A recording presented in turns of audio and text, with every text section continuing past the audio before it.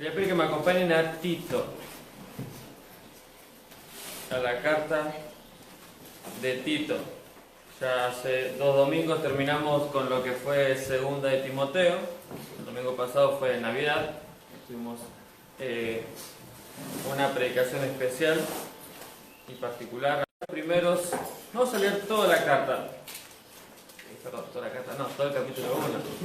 No es tan larga la carta, son 3 capítulos nada más, pero vamos a leer todo el capítulo 1. Vamos a estar centrados solamente hoy en lo que es la salutación, solamente lo que es el saludo y la introducción en los primeros 4 versículos, pero vamos a leer todo el capítulo, así vamos viendo también de qué vamos a estar hablando a partir del próximo domingo, que vamos a estar entrando un poquito más de lleno en la carta. Tito, capítulo 1, versículo 1, dice: Pablo, siervo de Dios y apóstol de Jesucristo, conforme a la fe de los escogidos de Dios y el conocimiento de la verdad que es según la piedad, en la esperanza de la vida eterna, la cual Dios, que no miente, prometió desde antes del principio de los siglos, y a su debido tiempo manifestó su palabra por medio de la predicación que me fue encomendada por mandato de Dios nuestro Salvador.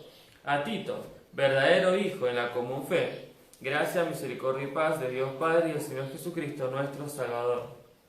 Por esta causa te dejé en Creta, para que corrigieses lo deficiente y establecieses ancianos en cada ciudad, así como yo te mandé, el que fuere irreprensible, marido de una sola mujer, y tenga hijos creyentes que no estén acusados de disolución ni de rebeldía, porque es necesario que el obispo sea irreprensible como administrador de Dios, no soberbio, no iracundo, no dado al vino, no pendenciero, no codicioso de ganancias deshonestas, sino hospedador, amante de lo bueno, sobrio, justo, santo, dueño de sí mismo, retenedor de la palabra fiel, tal como ha sido enseñada, para que también pueda exhortar con sana enseñanza y convencer a los que contradicen. Porque hay aún muchos contumaces, habladores de vanidades y engañadores, mayormente los de la circuncisión, a los cuales es preciso tapar la boca, que trastornan casas enteras, enseñando por ganancia deshonesta lo que no conviene. Uno de ellos, su propio profeta, dijo: los cretenses, siempre mentirosos, malas bestias, glotones ociosos. Este testimonio es verdadero, por tanto, repréndelos duramente para que sean sanos en la fe, no atendiendo a fábulas judaicas, ni a mandamientos de hombres que se apartan de la verdad. Todas las cosas son puras para los puros, mas para los corrompidos e incrédulos nada les es puro, pues su mente y su conciencia están corrompidas. Profesan conocer a Dios, pero con los hechos lo niegan, siendo abominables y rebeldes, reprobados en cuanto a toda buena obra. Vamos a orar. Dios, una vez más te agradezco por esta reunión, te agradezco por el privilegio de poder compartir tu palabra, te agradezco, Señor, por este tiempo que podemos tener para escuchar tu voz, para saber qué es lo que quieres que aprendamos, para poder indagar y escudriñar un poco más tus escrituras, y en este caso la carta de Tito. Te pido, Padre, que nos des un corazón tierno, un corazón dispuesto a escucharte, un corazón dispuesto a obedecer tu palabra. Te pido, Dios, que nos hables, que nos ayudes, Dios, a cada día poder buscarte, poder conocerte más y poder también ver estos ejemplos de estos hombres, siervos tuyos, en tu palabra, para poder seguir también sus pasos y cada día crecer como tu Hijo Jesucristo. Te pido, Dios, que nos guíes en este tiempo. Te ruego de tu gracia y tu misericordia, Dios, ahora, y gracias otra vez por este privilegio de poder compartir la Biblia. Dejo todo en tus manos, en nombre de Jesús. Amén. Amén. Bien. Bueno, como dije antes, vamos a arrancar con toda esta carta, la carta de Tito. Solamente vamos a estar viendo ahora lo que sería la intro, lo que sería la salutación, los primeros 4 versículos. Y esta carta, junto a la que ya terminamos de estudiar hace poquitito, tanto primera y segunda de Timoteo, se conocen como cartas pastorales. Son cartas personales del apóstol Pablo, pero específicamente a pastores, a hombres que estaban sirviendo, y tiene un contenido distinto a las otras cartas. Tenemos las cartas de Pablo a iglesias, tenemos las cartas personales, algunas son como Filemón, que es un hermano en Cristo, y otros son personales también, pero de contenido pastoral, por eso se conoce como epístolas pastorales, que son las de Timoteo y Tito. El escritor, o sea, para que veamos, para que entendamos un poquito tanto el contexto, quién escribe, a quién escribe, o sea, ya lo hemos estudiado, venimos estudiando hace rato, inclusive en los estudios bíblicos estuvimos viendo el libro de Hechos, toda su vida. El escritor es el apóstol Pablo, inspirado por el Espíritu Santo, escribe esta carta a Tito, y él escribió gran parte del Nuevo Testamento. Aproximadamente se escribió en el año 64, 65, 60, es una fecha aproximada de esta carta que se le envía a Tito, y es contemporánea, creo que se dice, a la carta de 1 Timoteo. O sea, se escribieron casi al mismo tiempo, tanto la carta de 1 Timoteo como la de Tito se escribieron casi en el mismo tiempo. Pablo estuvo en prisión, como terminamos de ver en Hechos 28, él termina en prisión en Roma, está 2 años en una cárcel, en una casa alquilada, donde él tenía cierta libertad para compartir la Biblia, para reunirse con hermanos, pero estaba en prisión, estaba privado de su libertad en Roma. Después, no lo vemos específicamente en la Biblia, pero según la historia y según la tradición, Pablo sale, después de 2 años sale de la prisión. Se cree que él estuvo ministrando en algunas iglesias que él ya había comenzado, estuvo en Macedonia, estuvo en Creta, y en ese tiempo, en ese lapso entre ese encarcelamiento de Roma y su encarcelamiento final, que es el de cuando escribe 2 Timoteo, que ya vemos que Pablo está cercano a la muerte, entre medio de esos 2 encarcelamientos romanos, es que escribe tanto 1 Timoteo como la carta de Tito. Probablemente, como dije, lo escribió desde Macedonia o desde Corinto, no tenemos el lugar específico, pero se cree que más o menos fue ese lugar donde él estuvo al escribir esta carta. Porque vemos también, ya que está en el capítulo 3, versículo 12, le dice a Tito, cuando envíe a ti a Artemas o a Tíquico, apresúrate a venir a mí a Nicópolis, porque allí he terminado pasar el invierno. Si vemos un poquito el mapa, Nicópolis es una ciudad griega, es un poquitito más al norte de lo que es donde estaba, de lo que era Corinto. Pero bueno, como vimos, Pablo en ese tiempo, en ese intervalo entre estos 2 encarcelamientos, estuvo probablemente en Creta, porque la vez que él llegó a Creta, que podemos ver en la Biblia, fue en su viaje a Roma. Cuando él viaja, después los 3 viajes misioneros, cuando él viaja a Roma, prisionero, pasan por Creta, donde tienen todo después más adelante el naufragio. Y después, en este intervalo, cuando él sale en libertad, él vuelve a Creta y ministró un tiempo con Tito. Por eso dice versículo 5, por esta causa te dejé en Creta. Él no lo mandó a Creta. Él estuvo con Tito en Creta y él lo dejó para que termine la obra que ellos habían empezado. Porque después Pablo vemos que él se fue, él siguió no sabemos por qué, pero él siguió tal vez a Corinto y después planeaba ir a Nicópolis, donde quería encontrarse con Tito una vez más. Entonces es eso, más o menos en ese lapso, para que más o menos entendamos cuándo fue que escribió Pablo. Y el receptor, el remitente, el receptor de la carta, Tito. ¿Quién es Tito? No se lo menciona tanto en la Biblia, tenemos su carta, se lo menciona aproximadamente 13 veces en lo que es la Biblia, en lo que es el Nuevo Testamento, y 9 de esas 13 se lo menciona en 2 de Corintios. Era un hombre griego, que lo podemos ver en Gálatas 2.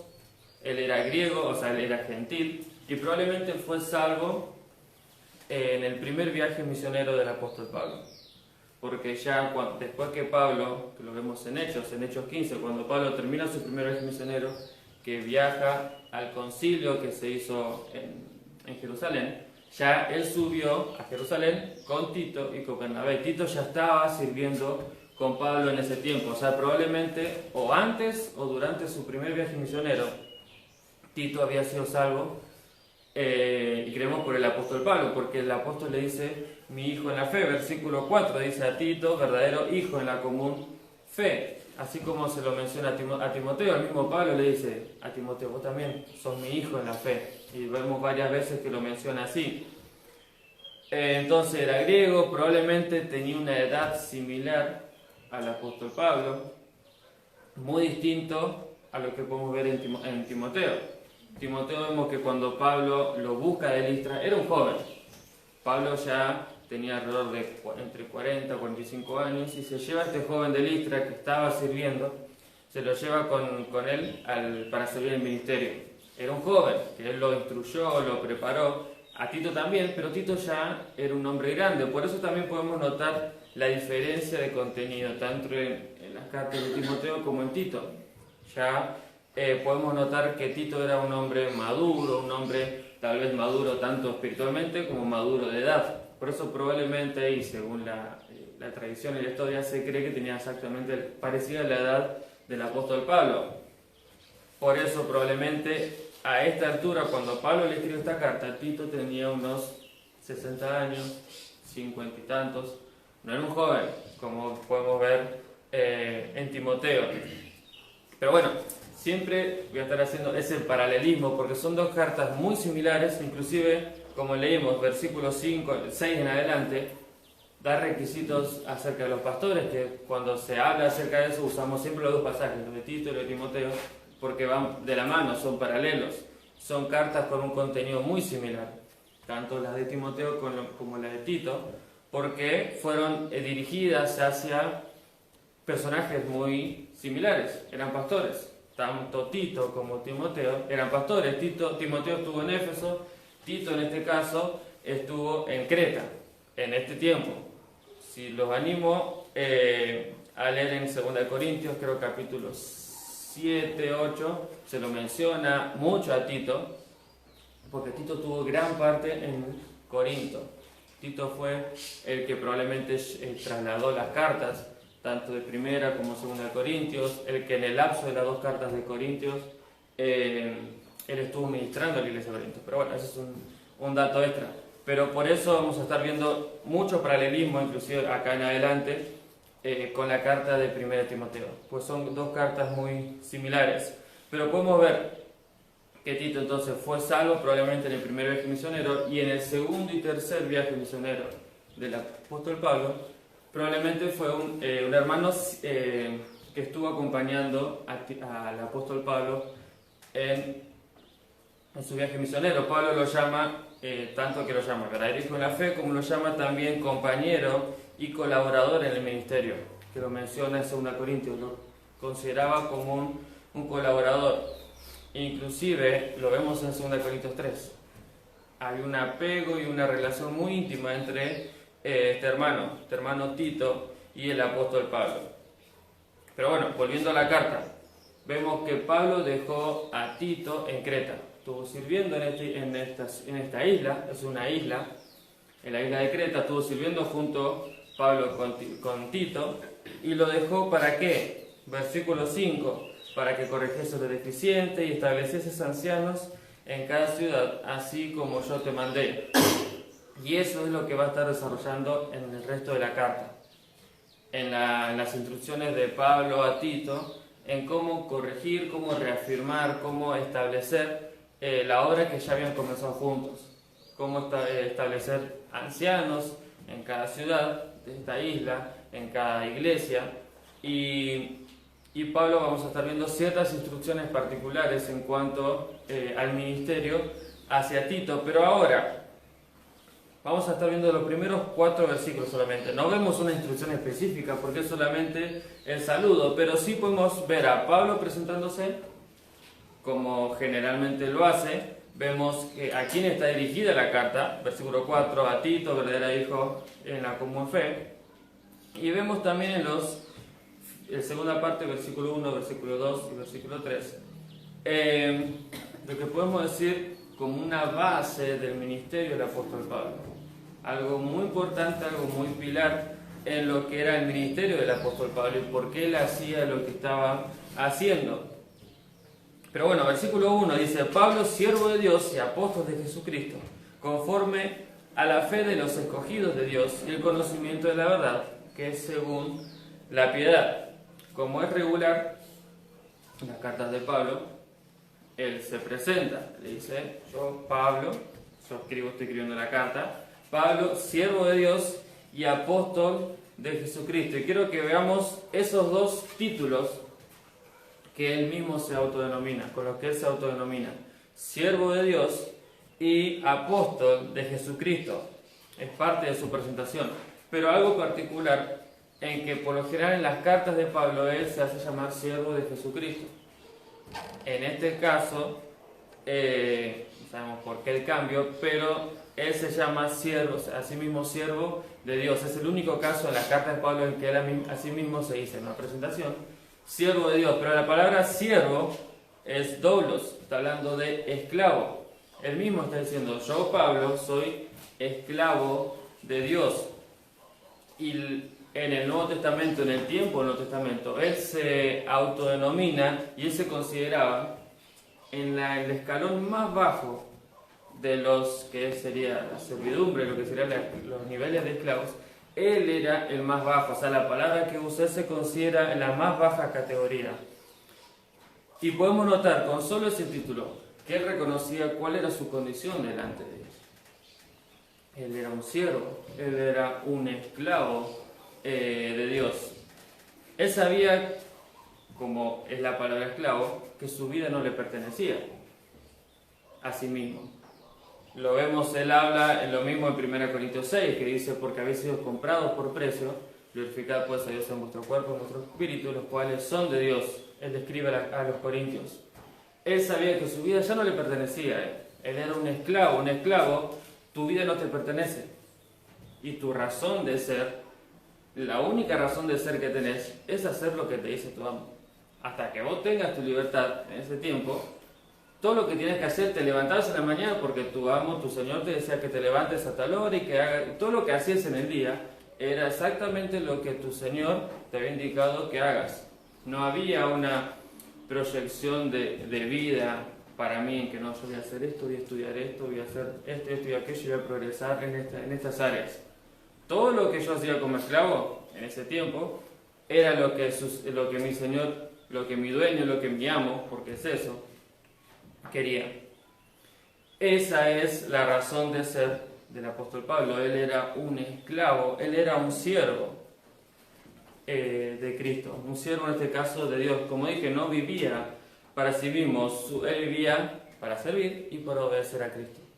Cristo nos salvó para eso. Cristo me compró para eso.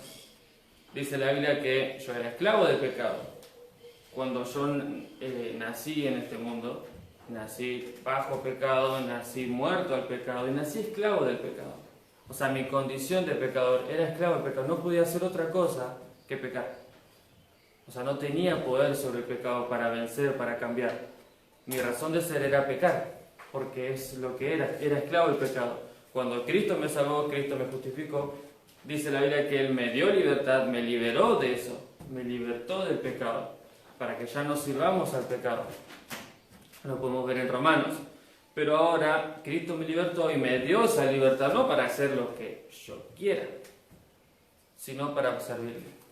¿Por qué? Porque antes no podía hacerlo. Como era esclavo del pecado, no podía servir a Cristo. No tenía esa libertad ni ese privilegio de servir al Rey de Reyes y Señor de Señores. Cristo me salvó y me dio ese privilegio de poder servirle por amor. Y es lo que Pablo se consideraba a sí mismo. Él mismo se decía, yo soy un siervo de Dios, con todo el peso y con todo lo que este título y la palabra conlleva. Yo puedo decir lo mismo, soy un siervo de Dios, vivo para servir a Dios, porque es eso lo que significa la frase, siervo de Dios. Y como dije, podemos ver en la vida del apóstol Pablo un claro ejemplo de lo que es servir a Dios, de lo que significa ser un esclavo para servir a Cristo, por amor, pero ser un esclavo para servir a Cristo. Vemos que él dejó de lado su vida, porque eso es lo que hace un esclavo. Te negás tu propia vida para hacerla y cumplir la voluntad de tu amo, la voluntad de tu Señor.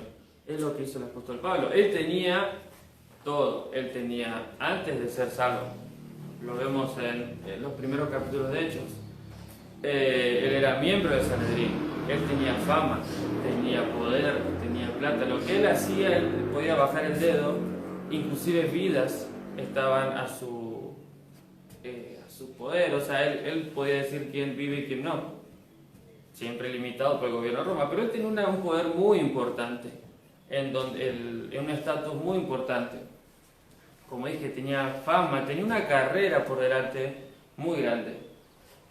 Es como hoy una carrera que podemos, no sé, una carrera que se les puede ocurrir importante, ser un neurocirujano muy importante en todo tu país. Bueno, él era alguien muy importante y alguien que era joven y ya había llegado a un nivel muy alto y que mucho más adelante, o sea, tenía toda una proyección de vida bastante grande. Y él dejó todo eso para servir a Cristo. Eso es lo que dijo Cristo. El que quiera seguirme, si querés seguir en pos de mí, niegues a sí mismo cada día, tome su cruz y sígame. Por eso podemos decir que Pablo podía representar completamente la frase siervo de Dios. Toda su razón de ser, él había negado toda su vida y todos sus planes para hacer los planes de Dios. Y no es que, bueno, los planes de él eran tan buenos, eran mejores y los de Dios eran de menor categoría. Los planes de Dios para su vida eran millón de veces mejor para Pablo, solo que no lo sabía. Pero él decidió negar todo eso, porque ya mi vida no me pertenece, le pertenece al que me compró, al que me dio esta nueva vida. Yo voy a hacer lo que él quiere, porque ahora soy un siervo de Dios. ¿Qué tan dispuesto estoy a ser un siervo de Dios? ¿Qué requisito es demasiado grande para servir a Cristo? O sea, ¿realmente servir a Cristo es un privilegio para mí? ¿O solamente, bueno, voy a servir a Cristo en cierta área, sí, pero porque me gusta esa área? Y si pasa esto, y si lo puedo hacer a mi manera, o con esto, o con aquello. Si no, no. Yo voy a servir a Cristo, por un ejemplo, no sé, en la música, pero si me tengo que poner corbata, olvídate. Con el calor que hace corbata,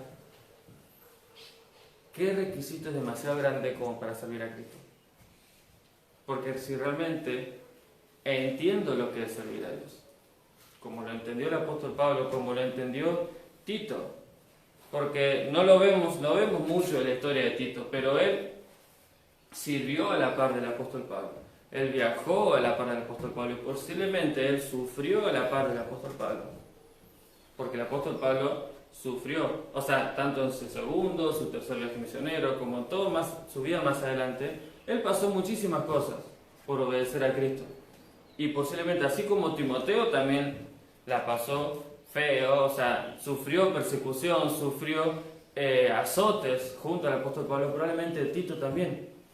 Vemos que el apóstol Pablo, lo vemos en 2 Corintios, que él mismo dice que él peligraba su vida y estaba todo el tiempo también personas que querían matarlo. Y probablemente con Tito igual. Pero ellos, aún así, estaban siguiendo y sirviendo a Cristo. Entonces, ¿qué requisito es demasiado grande o difícil de cumplir como para servir a Cristo? ¿Qué es lo que me niego a negar? Me niego a dejar para servir a Cristo. Pablo decía, yo soy un esclavo de Dios, soy un siervo de Dios. Segundo dice, versículo 1, Pablo, siervo de Dios y apóstol de Jesucristo. Él no solo se consideraba un siervo de Dios, sino también una extensión de su servicio a Dios. Él era un apóstol, un emisario, un enviado. La palabra apóstol quiere decir eso, quiere decir un enviado, quiere decir un mensajero. Pablo tenía una tarea en particular. Él fue un enviado de parte de Cristo para predicar el Evangelio. Lo vemos en casi todas sus cartas. Él muestra su corazón y su tarea. Pero quiero que leamos, ya que estamos acá cerquita, 2 Timoteo 1, que también lo vimos hace poquito. 2 Timoteo 1, versículo 9.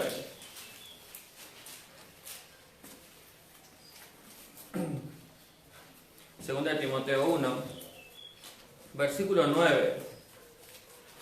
Dice, quien nos salvó y llamó con llamamiento santo, no conforme a nuestras obras, sino según el propósito suyo y la gracia que nos fue dada en Cristo Jesús antes de los tiempos de los siglos, pero que ahora ha sido manifestada por la aparición de nuestro Salvador Jesucristo, el cual quitó la muerte y sacó a luz la vida y la inmortalidad por el Evangelio, del cual yo fui constituido predicador, apóstol y maestro de los gentiles. Y lo vemos en varios versículos, varios pasajes más, en que Pablo habla de su ministerio, su apostolado.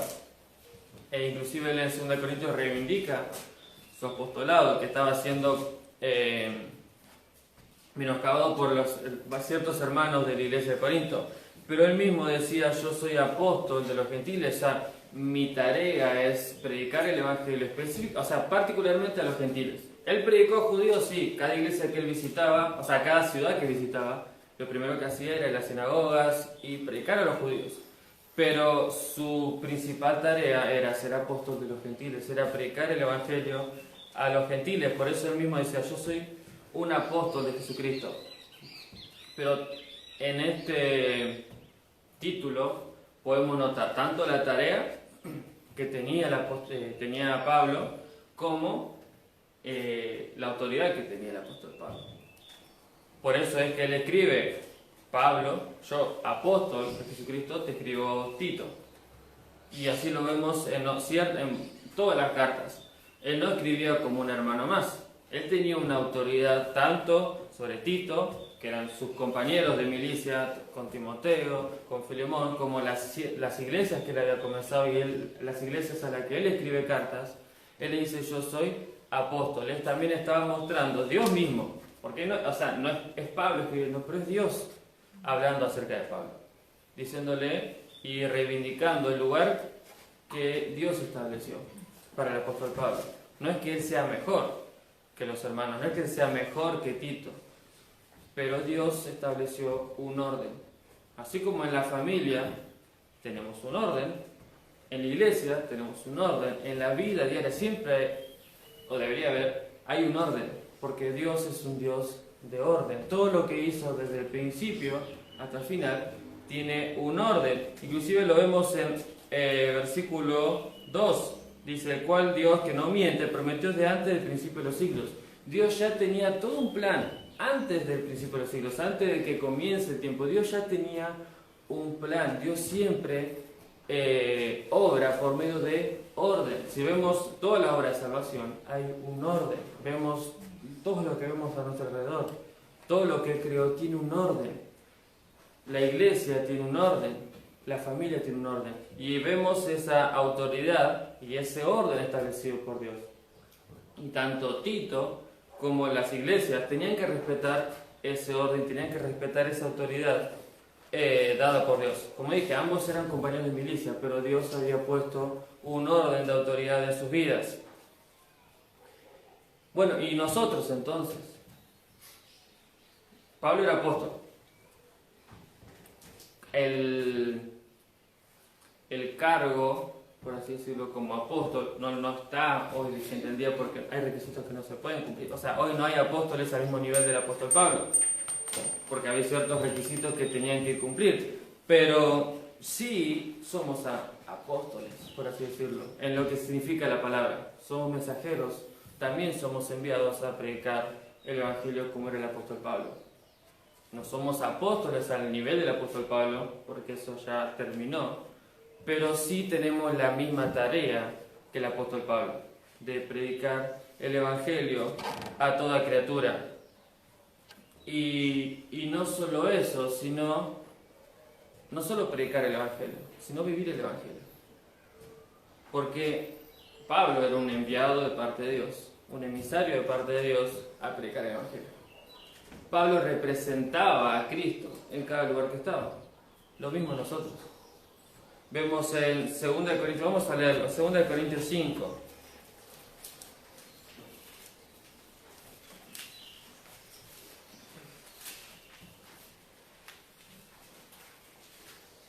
Segunda de Corintios capítulo 5, versículo 20. Vamos al versículo 17. 2 Corintios 5, 17. De modo que si alguno está en Cristo, nueva criatura es. Las cosas viejas pasaron, he aquí todas son hechas nuevas. Y todo esto proviene de Dios, quien nos reconcilió consigo mismo por Cristo y nos dio el ministerio de la reconciliación. que Dios estaba en Cristo reconciliando consigo al mundo, no tomándoles en cuenta a los hombres sus pecados, y nos encargó a nosotros la palabra de la reconciliación. Así que somos embajadores en nombre de Dios. Como si Dios rogase por medio de nosotros, os rogamos en nombre de Cristo. Reconciliaos con Dios. Somos embajadores de parte de Dios. Tenemos una tarea, pero también tenemos una responsabilidad y un título que vivir. Por eso en Efesios también Dios dice que seáis dignos de la vocación con que fuiste llamado. O sea, sos hijo de Dios, viví como un hijo de Dios. Sos un embajador de Dios. Tenemos que vivir como un embajador de Dios. Pablo era un apóstol, era un enviado a predicar el Evangelio, pero él también tenía que vivir realmente lo que él era. Y lo vemos en la Biblia. Él lo hizo, él vivió su apostolado. Él fue fiel a Dios, no solo en predicar, sino en vivir el Evangelio. Él representó todo el tiempo que estaba a Cristo. ¿Pecó? Seguramente, como cualquiera de nosotros, porque era un hombre, no era un superhombre y un superprofeta. Él pecó y él mismo luchaba con el pecado. Lo vemos en Romanos 7. Él luchaba contra su carne, él luchaba contra que a veces lo que quería hacer no lo hacía y lo que no quería hacer hacía. Pero él aún así, él representó a Cristo en cada lugar donde estaba, porque era un apóstol de Cristo, un representante, un emisario. Lo mismo nosotros. Sí, Dios nos manda a predicar el Evangelio. Tenemos que salir y hablar con otros acerca de Cristo. Es nuestra tarea también. Pero necesitamos vivir el Evangelio. Y eso es 24/7. No solamente en la reunión acá en la iglesia de 10:30 a 12 o 11:30. O los jueves de 8 a 9. Nuestra vida tiene que ser eso. O sea, el apóstol Pablo no era su apostolado, él era siervo de Dios de 8 a 5 o de 8 a 4. En su horario de trabajo, él era un apóstol de Cristo. Después, cuando él llegaba a la casa, él era Pablo. No es así, de las 0 horas hasta las 0 horas. O sea, todo el tiempo soy un hijo de Dios y debo vivir como un hijo de Dios. Todo el tiempo soy un mensajero y enviado de parte de Dios a predicar el Evangelio a toda criatura. Y debo vivir todo el tiempo de esa manera. Y otros van a estar viendo eso. Por eso necesito mostrar la diferencia. Necesito realmente vivir, no solo predicar el Evangelio, sino que vivir el Evangelio 24/7. Por eso, y podemos notar en la vida de Pablo, él no solo predicó el Evangelio, sino que él vivió el Evangelio todo el tiempo. O sea, su manera de pensar, su manera de hablar, su manera de vestir, su manera de obrar, su manera de comportarse, todo siempre estaba condicionado con lo que realmente él era, un apóstol de Jesucristo. Volvamos a Tito. Entonces, podemos ver en la presentación del apóstol Pablo, él era un siervo de Dios y un apóstol de Jesucristo. Y quiero que veamos en la segunda parte, versículo 1, versículo 2 y el 3, lo que podemos decir la base o algo muy importante, algo fundamental en el ministerio del apóstol Pablo. Podemos notar 3 cosas. Dice, conforme a la fe de los escogidos de Dios y el conocimiento de la verdad que es según la piedad, en la esperanza de la vida eterna, la cual Dios, que no miente, prometió desde antes del principio de los siglos, y a su debido tiempo manifestó su palabra por medio de la predicación que me fue encomendada por mandato de Dios, nuestro Salvador. Son, por así decirlo, 3 áreas, 3 factores muy importantes y que son interdependientes, van de la mano, iban de la mano en la vida del apóstol Pablo. Podemos ver la fe, podemos ver la verdad y la esperanza en la vida eterna. Van de la mano porque tienen algo que los une, tienen una persona que une esas 3 cosas. Pero era clave para el ministerio del apóstol Pablo. La fe y la confianza de Pablo hacia su Dios, hacia su dueño, hacia su Salvador, era fundamental y era clave en el ministerio porque él podía descansar completamente en la soberanía y realmente quién era su Dios. Él podía tener una fe, y él tenía una fe que a su vez estaba basada y cimentada ¿en qué? En el conocimiento de la verdad. O sea, no solo su fe era una fe ciega en algo que no podía ver, sino que era una fe firme en alguien que él conocía, en el conocimiento de la verdad. ¿Quién es la verdad? Es Jesucristo mismo. Él podía confiar en, como ya lo había mencionado una vez, en el amor, la sabiduría y el poder de su Dios. En un Dios que él podía decir, un Dios que me ama, un Dios que va a buscar lo mejor para mí, un Dios que es sabio y sabe lo que es mejor para mí, y un Dios que tiene el poder para hacer lo que es mejor para mi vida. Un Dios que es totalmente soberano y el que va a amarme y va a buscar lo mejor para su vida. O sea, él podía confiar plenamente en su Dios. Podemos notar que él conocía la verdad, inclusive lo vemos en varias de sus cartas. Él anima a los hermanos, si no me equivoco, eran de Éfeso, a crecer en el conocimiento de la verdad, a crecer en el conocimiento de Jesucristo, que es la verdad. Y no solo eso, sino él sabía a quién estaba sirviendo. Y él podía descansar en la esperanza que él recibía de esa persona, en lo que él había prometido. Por eso vemos en la esperanza de la vida eterna, la cual Dios, que no miente, prometió desde antes de principios de los siglos, y a su debido tiempo manifestó su palabra por medio de la predicación que me fue encomendada. Dios había prometido la vida eterna, como vimos antes. Dios, todo el plan de salvación, que lo vemos bien a detalle en el libro de Romanos, todo el plan de salvación, toda la vida eterna que Dios prometió y cómo la llevó a cabo a su debido tiempo, la manifestó a nosotros por medio de la predicación, que dice Pablo, Él me encomendó a mí. Y así como nos encomendó a nosotros de predicar ese evangelio, de predicar esa vida eterna.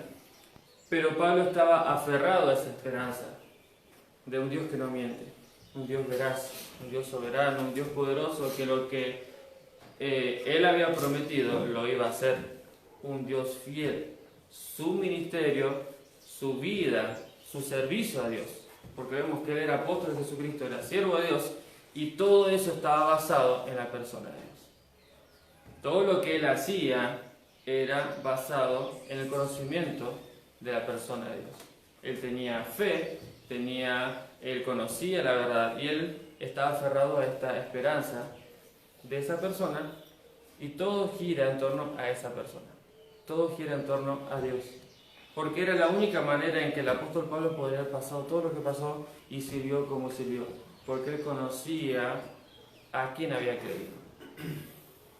Porque si no, no cabe en una cabeza, no hay manera de que un hombre pueda servir a alguien que no conoce, como lo sirvió el apóstol Pablo. Pablo vemos que su vida era servir a Cristo, pero porque sabía a quién estaba sirviendo. Su vida estaba basada en el conocimiento de su Salvador. Y nuestra vida diaria va a demostrar a quién servís y si conoces al que estás sirviendo. Porque si realmente yo conozco a Dios, como lo conocía el apóstol Pablo, voy a servirlo de cierta manera. Y no hablo de conocer a Dios de ver visiones, yo experimenté todo esto de Dios. Dios ya se reveló, y Dios se revela por medio de su palabra. Y inclusive yo puedo conocer, pero como dije, mi vida diaria va a reflejar a quién estoy siguiendo. Irremediablemente yo puedo usar el título, yo soy siervo de Dios, apóstol de Jesucristo, esto, pastor acá, allá, pero realmente mi vida diaria va a mostrar eso. Va a demostrar si realmente creo lo que yo estoy viviendo, lo que yo estoy diciendo. La vida de Pablo era así, la vida de Pablo era íntegra. Él le puede decir, yo soy siervo de Dios, soy un esclavo de Dios. Y lo podemos ver. Yo soy un apóstol de Jesucristo, y él vivía como un apóstol de Jesucristo. Lo podemos ver patentemente. Porque no es Pablo hablando de sí mismo, es Dios hablando de Pablo, diciéndole, él es esto y esto y esto. Es Pablo escribiéndolo, pero es inspirado por el Espíritu Santo. Es Dios mismo hablando del apóstol Pablo. Si conocieras a tu Salvador, si conociéramos al Dios al que sirvo, no va a haber sacrificio demasiado grande para hacer. No va a haber tarea demasiado difícil para cumplir. No va a haber requisito demasiado grande para cumplir, ni persona demasiado difícil de amar. Si realmente yo conozco a quién estoy sirviendo. ¿Qué tanto conoces al Dios de la Biblia? Porque puedo servir a un Dios que tal vez no es el Dios de la Biblia. Puedo estar sirviendo a un Dios que yo mismo me lo armé a como me parece que es. Pero realmente, ¿qué tanto conozco a Jehová, el Dios de la Biblia? Porque mi conocimiento de Dios irremediablemente me va a llevar a temerlo. No porque sea un Dios malo, Dios, pero sí es un Dios que bíblicamente hay que temer, me va a llevar a amar. Si realmente yo conozco a mi Dios, me va a llevar a amarlo. Si yo no amo a mi Dios, es porque no lo conozco. Realmente no soy consciente de lo que Él es y de lo que Él hace y de lo que Él va a hacer. ¿Qué tanto conozco a mi Dios? Él se dio a conocer y Él quiere que le conozca. Él me llamó a tener una relación con Él. Él te salvó para eso. Pero Él se ha manifestado y se ha dado a conocer por medio de su palabra. Otra vez, ¿qué tanto conozco a mi Dios? Pablo, en esta intro podemos ver, su ministerio estaba basado en el conocimiento de este Dios que no miente, que era fiel y que lo que Él le había prometido lo iba a cumplir. Y Pablo estaba seguro y confiado y podía descansar plenamente en eso, porque él conocía al Dios a quien servía. ¿Qué tanto conoces, otra vez, al Dios a quien servís? ¿Qué tanto conoces al Dios que está en la Biblia? Vamos a orar. Gracias, Padre, otra vez, por este privilegio de poder compartir tu palabra. Gracias por lo que puedo aprender de tus siervos, Señor, lo que puedo aprender de lo que tú me muestras. Te pido, Dios, que nos ayudes a realmente poder buscarte, poder crecer en el conocimiento de tu Hijo, Señor, cada día, poder cada día parecernos y ser semejantes a Jesucristo, Dios. Gracias por el privilegio de reunirnos, por el privilegio de tener tu palabra en nuestras manos, por el privilegio de servirte, por el privilegio, Dios, de ser tus hijos, de ser parte de tu iglesia. Gracias, Dios, por tantas bendiciones. Dejo todo en tus manos y todo lo que hagamos, Dios, en lo que resta de la reunión, que sea para tu gloria. En nombre de Jesús. Amén. Amén.